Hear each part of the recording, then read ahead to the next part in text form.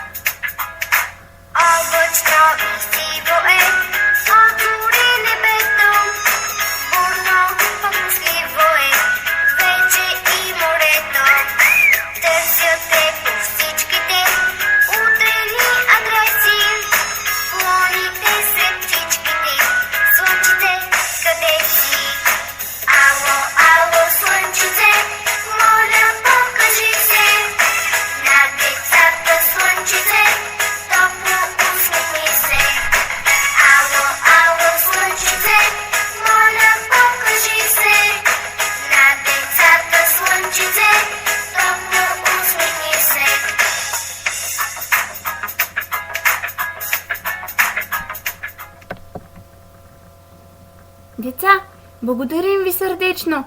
Научили сте много хубави песнички. Спайк, тихо, слушай, някой друг пее на горската полянка. Аз съм Питка, сладичка, сладичка и мекичка. От баба избягах, на дядо се не дадох, на теб ли ще се дам? Руби, какво е това? Не знам, Спайк. Никога не съм виждала такова животно в нашата гора. Деца, да не би това да е приказен герой избягал от някоя приказка? А кой приказен герой е това? А от коя приказка е избягала питката? Спайк, нека да я попитаме нещо тая медена питка. Хайде, Руби, да я попитаме. Хей, питке, от кой бягаш? Питайте децата. Те знаят, защото приказката за медената питка е една от любимите им приказки. Така ли е, деца? Обичате ли приказката за медената питка? А кой е умесил медената питка, деца? А кой е помолил да умеси тази вкусна и мекичка питка? Деца, искате ли да ни разкажете какво се случва по-нататък в тази интересна приказка с помощта на вашата добра учителка, а след това да ни покажете, че можете да бъдете истински артисти и да влезете в ролите на героите от приказката. Браво, деца! Бяхте истински малки артисти. Аз и Руби сме ви много благодарни.